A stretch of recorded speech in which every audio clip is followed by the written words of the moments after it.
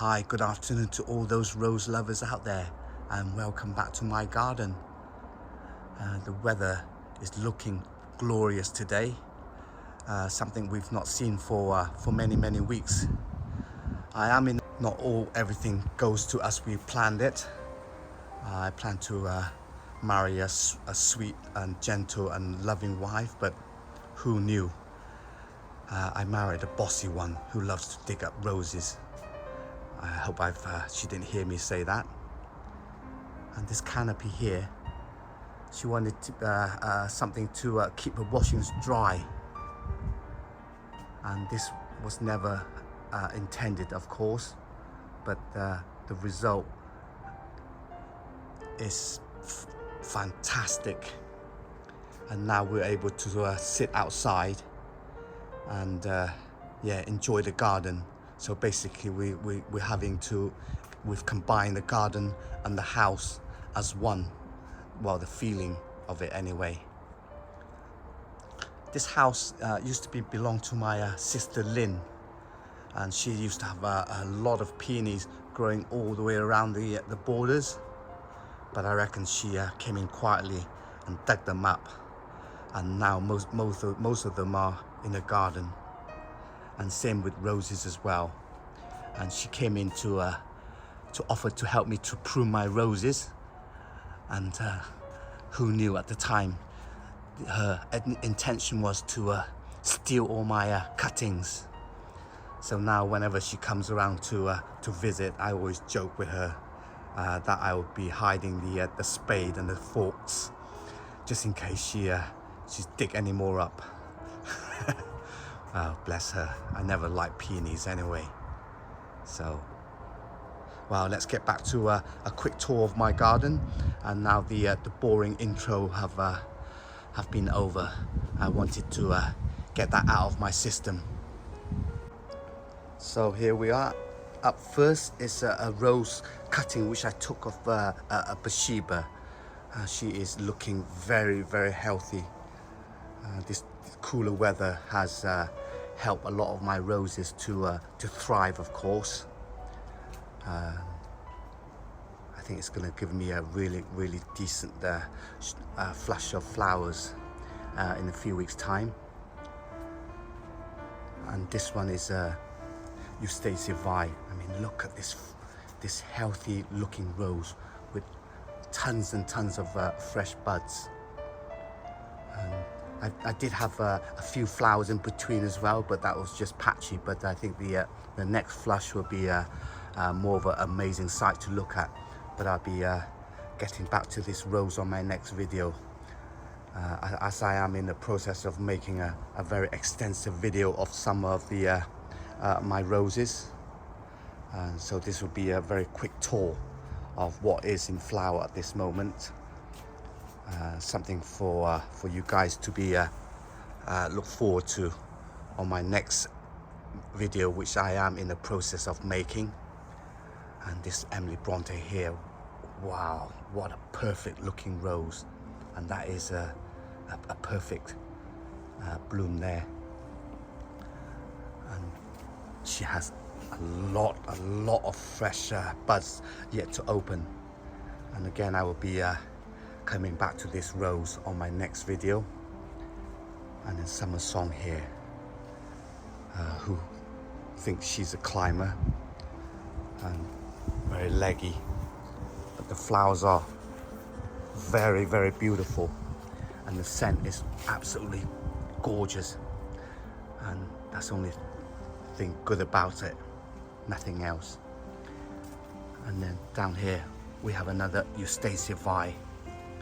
I've got 4 of these. I haven't shown you the front part of the garden, which I also have some roses as well.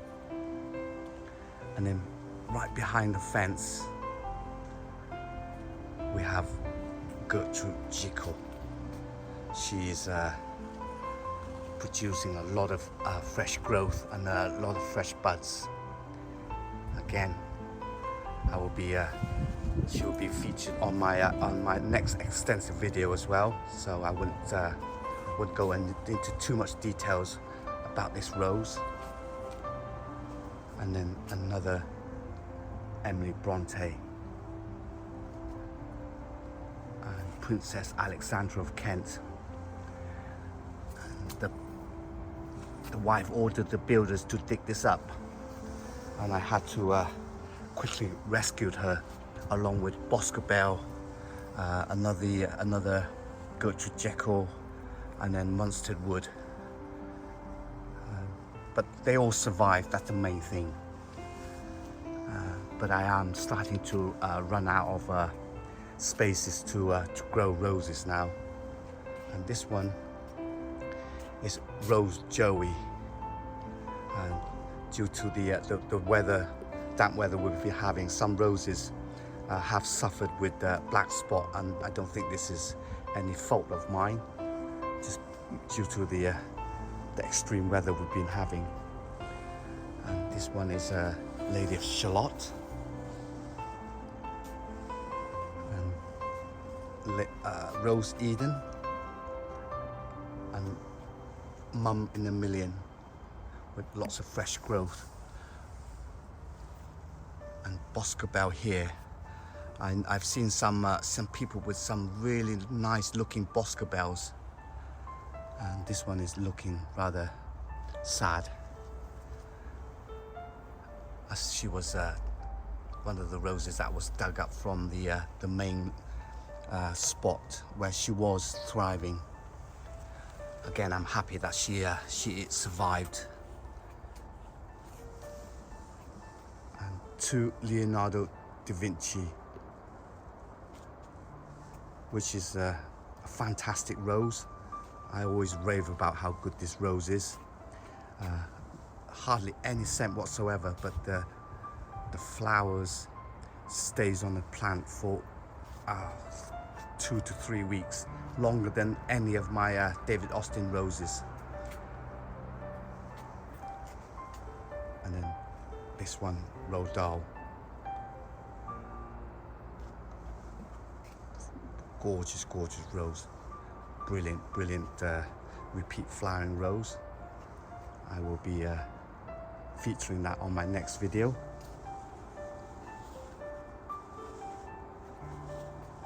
And Princess Alexander. And this was damaged again. And then down here, I know it is looking very crowded, but this wasn't like this before. Rose Court Munstead Wood, and another Gertrude Jekyll. And this rose here, not many of you seen or heard. This rose is called Maid Marian. I think eventually, before the summer's over, I'll probably do a review. And this one is Jubilee Celebration. This one never really did well for me in a pot or in the ground when the wife ordered that to be dug up. But you're never going to get all the roses in perfect tip-top condition. I mean, some roses will never really do well, and some don't. And this stem from Grace would need to be held up. And that one is Golden Celebration. She's producing a very long stem, the longest I've seen her. And she is starting her second flush, producing a lot of small blooms. And these blooms will never be as big as the first flush, of course. You can tell by the tiny size of the buds. This part of the garden doesn't really get much of a sun, and Poet's Wife is suffering from the lack of sunshine, I reckon. And it's another Leonardo da Vinci. And Lady Gardner. She's only been in a pot for about a year now, and I'm super impressed by this rose. Again, I will be most likely be featuring this rose on my next video, because she is that good. And I've got 2 climbing strawberry hills, producing lots and lots of fresh stems, and from bottom as well. I like some fresh stems. It's always a good sign of health and that they're happy. And this is a non-David Austin rose, a rose called Mum in a Million. A rose I would recommend to everybody having as an alternative to David Austin, due to the gorgeous, lovely, sweet, fruity fragrance she has. And then Scepter d'Isle, which I've always loved.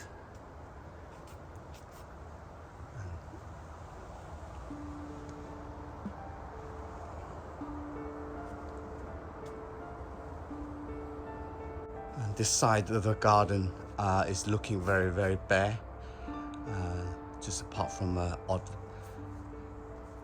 pots of dahlias. I used to have about 30 of these dahlias, but I put them in the shed over winter and hoping they'll survive, but majority of it just died, and there was just some that didn't die, but I haven't repotted it and given it any fresh compost, so most of it is clinging to its dear life. I've given up growing dahlias now, just for the amount of the work it needs, constantly having to get rid of snails and what have you. It's just not really worth the hassle. And of course I do have a few left. I used to have a lot of dinner plate ones, and for the first year, oh my gosh, I've never seen any flowers as bigger than our face, and it was just basically amazing, but not quite as amazing as roses, and nowhere as hardy as roses. In fact, this one is the one of the new additions, released in 2023, a rose called Danny Hugh, producing a lot of fresh buds and a lot of fresh growth. And my water lily, which my sister gave me, it's got a flower, which is surprising. I thought I'd be dead. And this next one is another strawberry hill. I was hoping in a couple of years' time it'll grow tall, covering up the drain pipe. I do like this rose purely for the scent. Such an amazing, unusual scent. And just gonna swing you around to have a look at some more of the roses. I don't really like to show a lot of my roses this time of the year, because there's not really much to see. But since I've been dormant for so long and my next video is going to take such a long time to make, I thought I'd put this in. And this one is Meal on a Floss. Look at this really close cup with a middle, a button in the middle. Has a sweetest of all the scent. And of course my Penelope Lively. I've been so busy, I've not really had time to pot her up. I may do it today as the weather's quite nice. And yeah, I did do a review on my previous video, so I won't do any further talk about this rose, but other than that, I will probably try to pot her up at some time. And so in the meantime, she's just living there and just been existing. And to finally to the middle part of the border, and Olivia here has started to give me a really good second flush.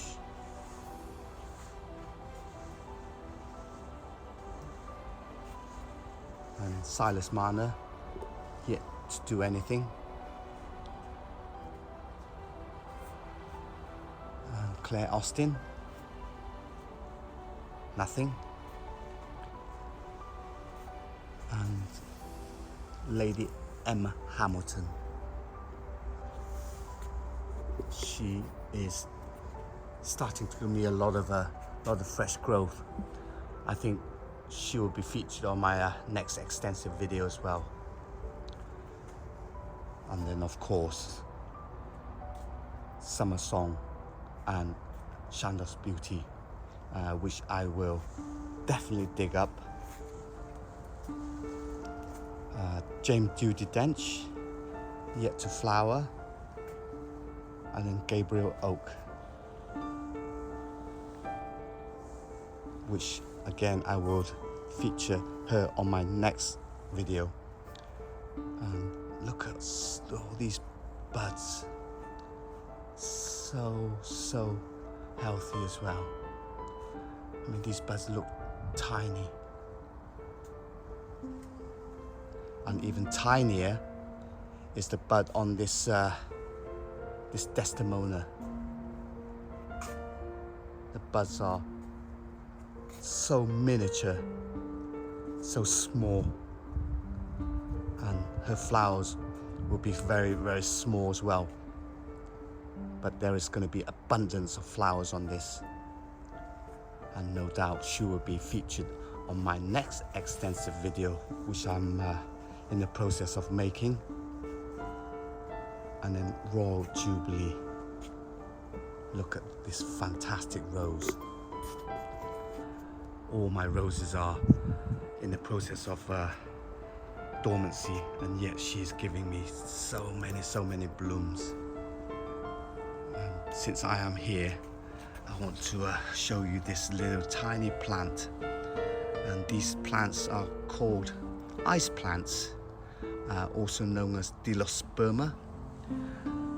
These are cuttings which I took from a friend's house. I did have a lot of these plants growing at the front, but somehow they really didn't manage to survive over winter. But these succulent plants do survive winter. I think they might be need to be sheltered. And these flowers are gorgeous looking, tiny little flowers, and this one will flower constantly all throughout the summer. This one I've put it in a pot so I can move it into the shelter over winter, and I don't have to go and get any more cuttings. But these ones are one of the easiest plants in the entire world to take cuttings. Just break it off, pluck it in the soil, and just keep it water, and eventually they'll survive, and then that's the result.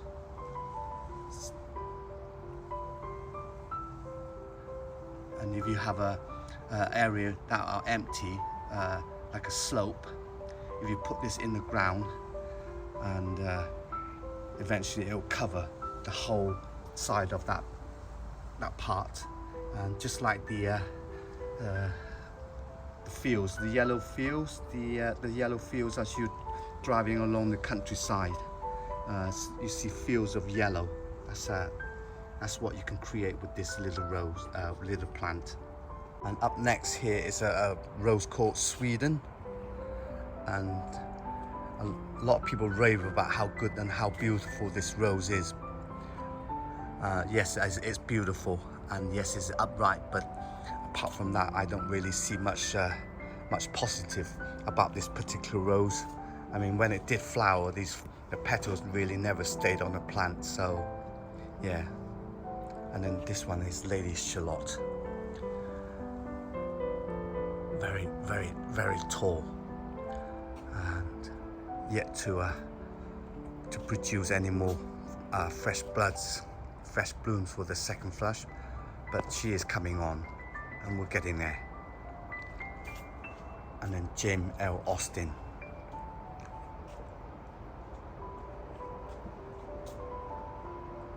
Lovely rose to have in your collection. Very deep pink with no fragrance, of course. And then this one here is an Alnwick rose, and believe it or not, she is no longer able to buy online. She is now a discontinued variety of David Austin, and being a continued one, she will be a special one.